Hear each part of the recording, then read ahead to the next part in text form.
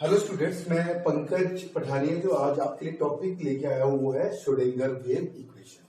तो लास्ट हमने देखा था कि जो क्वांटम फिजिक्स के जो जो ओरिजिन हुआ है उसका जो मेन कंट्रीब्यूशन है वो श्रोडिंगर का है।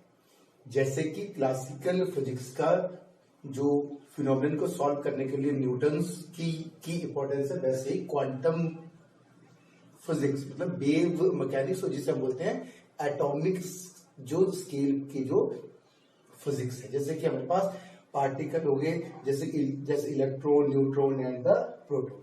तो श्रोडिंगर वेव इक्वेशन मतलब कि श्रोडिंगर ने एक वेव इक्वेशन जनरेट की जिससे कि हमें जो स्मॉल पार्टिकल है, जो मेटेरियल पार्टिकल है, उनकी जो है वो हमें जो एनर्जी, मोमेंटम, उसकी पोजीशन, ये सब चीजें कैलकुलेट करने के लिए जो है वो इजी होगी, जो कि क्लासिकल फिजिक्स में पॉसिबल नहीं था। और क्वांटम फिजिक्स हमने पिछली क्लास में पढ़ा थी। क्वांटम फिजिक्स की जरूरत इसलिए पड़ी क्योंकि जब पार्टिकल का साइज स्मॉल होता है एटॉमिक स्केल में, तो क्लासिकल के लॉ जो होते हैं वो वैलिड नहीं होते हैं। और कई सारे जो फिनोमेनन है, ब्लैक बॉडी रेडिएशन हो गया बच्चों, और कॉम्पटन इफेक्ट हो गया, हाइड्रोजन स्पेक्ट्रा हो गया, फोटो इलेक्ट्रिक इफेक्ट हो गया, ये सारे जो है वो क्लासिकल फिजिक्स से सॉल्व नहीं कर पाए। और ये जो है वो क्वांटम फिजिक्स से ये सॉल्व हुए, जिसकी इक्वेशन जो है वो श्रोडिंगर है। सपोज करो कि जैसे फॉर एग्जांपल हम एक बॉल ले लें, दी बॉल कैसे मूव कर रही है, तो हम बताएंगे कि न्यूटन्स लॉ उसमें अप्लाई करेंगे। और यदि इलेक्ट्रॉन मूव कर रहा है तो उसके लिए हमें जो है वो न्यूटन लॉ नहीं काम आएंगे, उसके लिए हमें श्रोडिंगर वेव इक्वेशन को यूज करना पड़ेगा। ठीक है बच्चों, तो लास्ट टॉपिक में पढ़ा था कि श्रोडिंगर ने 1924 में जो डी ब्रोगली ने हाइपोथेसिस दी कि कोई भी मटेरियल पार्टिकल यदि मूव करेगा उसके साथ एक वेव एसोसिएट होगी, जिसे बोलते हैं वेव पार्टिकल ड्यूरेबिलिटी। और जो उसकी जो वेवलेंथ थी दैट इज h/m। मास का particle v the velocity travel कर रहा था, लैम्डा जो है वो वेवलेंथ जनरेट।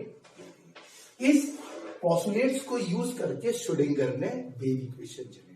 ठीक है, तो जो मैटर वेव है वो मैटर वेव क्या एक वेव पैकेट की फॉर्म में होगी। वेव पैकेट मतलब it is the superposition of numerous of waves, और जो कि मूव करेगी ग्रुप वेलोसिटी के साथ। और इसकी जो वेव नेचर है, जो वेव पैकेट है, उसको क्या बताने के लिए हमें चाहिए एक फंक्शन चाहिए, और जो कॉम्प्लेक्स फंक्शन साई, जिसे कि वेव फंक्शन बोलते हैं। ठीक है, तो वेव फंक्शन क्या बता रहा है, वेव की प्रॉपर्टी के बारे में बता रहा है। और साई स्क्वायर क्या है, क्योंकि ये कॉम्प्लेक्स है तो मीनिंगलेस है, पर साई का जो स्क्वायर होगा वो क्या होगी, प्रोबेबिलिटी डेंसिटी। यदि साई का स्क्वायर 1 होगा इसी वॉल्यूम में, psi square dv is equal to 1, तो इसका मतलब है कि इलेक्ट्रॉन जो है उसकी प्रोबेबिलिटी जो है वो उस वेव पैकेट के अंदर जो होगी वो मैक्सिमम होगी, और यदि 0 होगा तो मिनिमम होगी। तो वेव फंक्शन का सिग्निफिकेंस क्या हुआ, it describe the characteristics of matter wave. और इसकी प्रॉपर्टीज क्या होनी चाहिए, सिंगल वैल्यू होना चाहिए, डिफरेंशिएबल होना चाहिए, कॉन्टिन्यूस होना चाहिए। ठीक है बच्चों, तो अब क्योंकि अब साई की इंफॉर्मेशन से कुछ खास पता चल नहीं पा रहा था पार्टिकल की बिहेवियर के बारे में, तो श्रोडिंगर ने क्या किया, एक डिफरेंशियल इक्वेशन दी जो कि टाइम इंडिपेंडेंट है और एक टाइम डिपेंडेंट है। कई सारे फिनोमेनन है जहां पे हमारा जो वो टाइम इंडिपेंडेंट है, उसके लिए हम श्रोडिंगर वेव इक्वेशन यूज करते हैं। कई ऐसे फिनोमेनन जहां पे टाइम की डिपेंडेंस होगी। ठीक है, जैसे कि ट्रांजिशंस होती है वन स्टेट टू अनदर, वहां पे क्या टाइम का जो है वो इंपॉर्टेंट रोल है, वहां पे हम Schrodinger time dependent equation use करेंगे। तो सबसे पहले हम बात करते हैं time independent Schrodinger wave equation. ठीक है, तो हमारे पास वेल नोन जो wave equation, universal wave equation है, डेल स्क्वायर अपॉन, यदि एक्स एक्सिस तरफ मूव कर रहा है तो del X square X T space and time 1/b square del square by del T square Y X T. ये standard wave equation. तो ये जो मैटर वेव है वो इस इक्वेशन को भी सेटिस्फाई करेगी, that is del square psi del X square 1 upon velocity v square del square psi upon del T square. ये इस इक्वेशन को, ये जो इक्वेशन 1 क्या होगी बच्चों, ये होगी इक्वेशन जो कि मैटर वेव की वेव इक्वेशन। अब इसका जो टोटल जो सोल्यूशन है साई जो इसमें पुट करेगा that is sine not E iota K X minus omega T. ये क्या है, स्पेस के ये स्पेस पार्ट है और ये टाइम पार्ट। तो ये इसका ये सोल्यूशन है। हम इसको ट्रायल सोल्यूशन, क्योंकि हमें पता है कि ये साइनसॉइडल तो इस तरह से मूव करे, तो हमने यहाँ पे पुट करेंगे तो हमें ये पता चल जाएगा कि ये सोल्यूशन को आपको क्या करना है, वेरीफाई करना है। वेरीफाई करने के लिए इक्वेशन 1 में पुट करो तो right hand side is equal to left hand side, तो हमें ये पता है कि सोल्यूशन जो है हमारा वैलिड है। ठीक है बच्चों, अब हमें क्या करना है, अब हमें इक्वेशन को जनरेट करना है। अब इक्वेशन में हम क्या करेंगे, इसको एक्स के फॉर्म में क्या करेंगे, डिफरेंशिएट करना है। तो D psi upon D X psi not iota K E iota K X minus omega. ठीक है, और ये D square psi D X square is equal to, इसको हम क्या करें, साई नॉट ही लिख दें, साई आयोटा के, इसको साई लिख दें। ठीक है, और इसे यहाँ पे डाई D square D X square, और ये हमारे पास कितना हो गया, D square psi D X square, और ये हमारे पास एक बार फिर से क्या गया डिफरेंशिएट कर दिया तो आयोटा का स्क्वायर हो जाएगा, यहाँ पे आयोटा का स्क्वायर माइनस के का स्क्वायर। तो हमारा ये एक इक्वेशन बनी। ठीक है, अब इस इक्वेशन में जो ये हमारे पास के क्या है, प्रोपोगेशन वेक्टर है, डेल स्क्वायर साई जो कि के प्रोपोगेटर एक्स एक्सिस की तरफ ये प्रोपोगेट करता है। अब डी स्क्वायर इसको, क्योंकि ये इसको पार्शियल को हम इसको, क्योंकि ये एक ही डायरेक्शन मूव कर रहा है तो ये टोटल डेरिवेटिव डी, और इसको डी एक्स एक्सिस की तरफ जो हम बोल रहे हैं कि जो है वो ऑटोमेटिकली मूव कर, तो उसको हम लिखते हैं D square psi D X square is equal to minus K square psi. ये हमने इक्वेशन नंबर 2 को लिख दिया।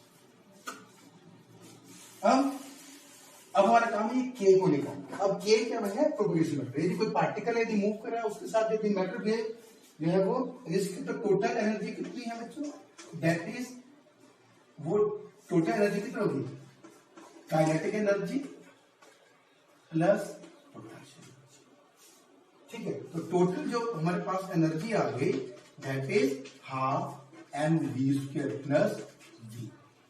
ठीक है, और यहां से हो गया पी स्क्वायर बाई 2m, इसको हमने P square 2 is equal to E minus V को इस तरफ ले आए और इसको हमने मोमेंटम के टर्म में चेंज कर दिया। एम वी है तो एम को डिवाइड कर दिया, तो यहां से जो पी स्क्वायर आ गया हमारे पास 2m ई माइनस वी।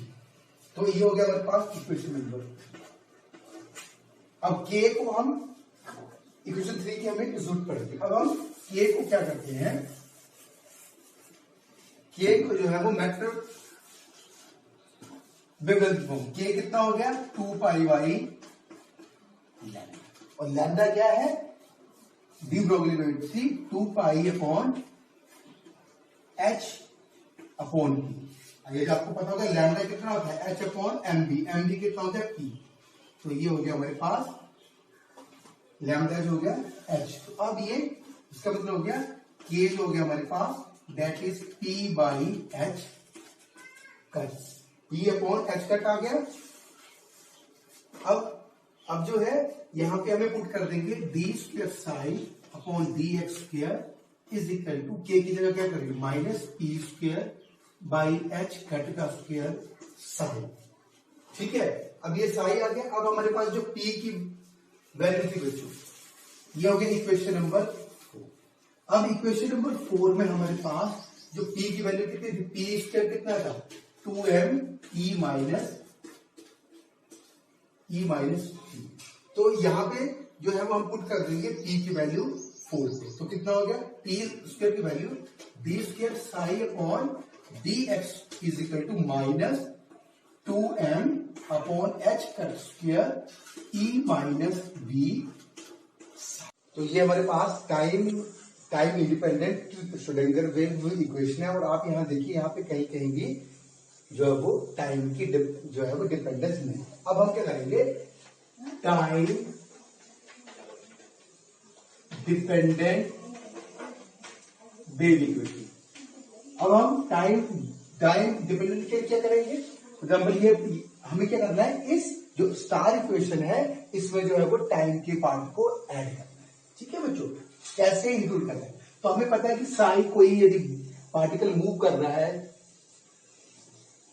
जिसकी काइनेटिक एनर्जी जो टोटल एनर्जी ई है, उसके साथ जो वेव एसोसिएट है उसको हम साई, जो साई जो है उसको उसकी वेव नेचर को बता रहा है, वेव कैरेक्टरिस्टिक। तो साई क्या है हमारे पास, साई नॉट ई आयोटा के डॉट आर हमारे एक्स एक्सिस में माइनस हो गया, ये आ गया। ठीक है, अब इसको हम क्या करेंगे, एक बार डिफरेंशिएट करेंगे टाइम के साथ, that is D psi by D T. ठीक है, तो कितना होगा, psi not iota minus omega आएगा। ठीक है, और ये हमारे पास total psi naught E iota के dot X minus omega T. तो इसको हम लिख देते हैं माइनस आयोटा ओमेगा साई। तो यहां से डी साई बाई डी। ठीक है बच्चों, अब हमें यहां पे क्या है, एनर्जी। अब हमें पता है कि जो एनर्जी कितनी होती है, दैट इज एच कट, हमें कहते हैं एंगुलर फ्रीक्वेंसी। अब ये यहां से हमें क्या करना है, omega that is E upon H. हमें क्या करना है, इस ओमेगा को एनर्जी के फॉर्म में लिखना है। ठीक है, तो ओमेगा हमारे पास आ गया एच। अब आयोटा से इसको कर दो डिवाइड, तो आयोटा ओमेगा जो हम यहां पे इसको पुट कर दें। ठीक है, तो टोटल हमारे पास कितना आया, D psi by D T is equal to iota omega की जगह हमें क्या पुट करना है, दैट इज आयोटा ओमेगा हमें करना आयोटा माइनस है ई बाई एच कट। ठीक है, ई आयोटा। ठीक है बच्चों, अब ये हमारे पास टोटल आ गया।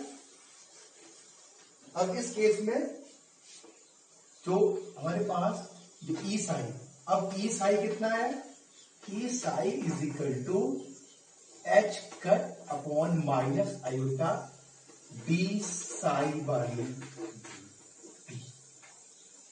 ठीक है, अब हमें क्या करेंगे, आयोटा से मल्टीप्लाई करेंगे ऊपर, तो ई साई इज इक्वल टू ऊपर आयोटा से मल्टीप्लाई करेंगे और नीचे भी मल्टीप्लाई करेंगे, तो आई स्क्वायर माइनस, तो ये हो गया I H cut D psi by D. अब यहां से देखिए, तो टोटल जो हमारे पास, अब जो इस इक्वेशन में हमें क्या करना है, ये टाइम इंडिपेंडेंट इक्वेशन है, इसमें हमें क्या करना है, ई साई की जगह हमें क्या पुट कर देना है, iota H cut D psi by D. तो ये क्या हो गया हमारे पास, time dependent Schrodinger wave equation. और आप यहां से बच्चे देखना, ई जो है दैट इज ऑपरेटर साई के ऊपर लगा है, तो ये कितना है, ई का एनर्जी का ऑपरेटर कितना है, that is iota H cut D by D. ठीक है, ये जो ऑपरेटर है ये क्या है, एनर्जी ऑपरेटर है। ये जो ऑपरेटर है वो क्या है, एनर्जी ऑपरेटर। और एनर्जी जो ऑपरेटर है बच्चों, इसका मतलब ये है कि हमारे पास कोई पार्टिकल मूव कर रहा है, उसका कोई वेव फंक्शन, जैसे साइन एक्स है या ए एक्स है, कोई उसका एक वेव फंक्शन। यदि हम उस वेव फंक्शन की वैल्यू को यहाँ इस ऑपरेटर के ऊपर अप्लाई कर दें, तो हमें पार्टिकल की एनर्जी जो है वो मिल जाएगी। इस तरह से मोमेंटम का ऑपरेटर है, पोजीशन का ऑपरेटर है, जो भी हमें क्या पता कैलकुलेट करना है श्रोडिंगर वेव इक्वेशन से, वो हमें कैलकुलेट करना है वेव फंक्शन। कोई पार्टिकल मूव कर रहा है, उसके साथ वेव एसोसिएट है, और उस वेव की कैरेक्टरिस्टिक्स बताने के लिए हमें क्या चाहिए, वेव फंक्शन। और जब वेव फंक्शन मिल जाएगा तो हम जो है वो मटेरियल की सारी की सारी कैरेक्टरिस्टिक्स को पता कर सकते हैं। तो नेक्स्ट जो हमारा जो वीडियो का वो पार्टिकल इन बॉक्स है, बहुत इंपॉर्टेंट है, जो कि एप्लीकेशन है Schrodinger wave equation, time independent Schrodinger wave equation. Thank you very much.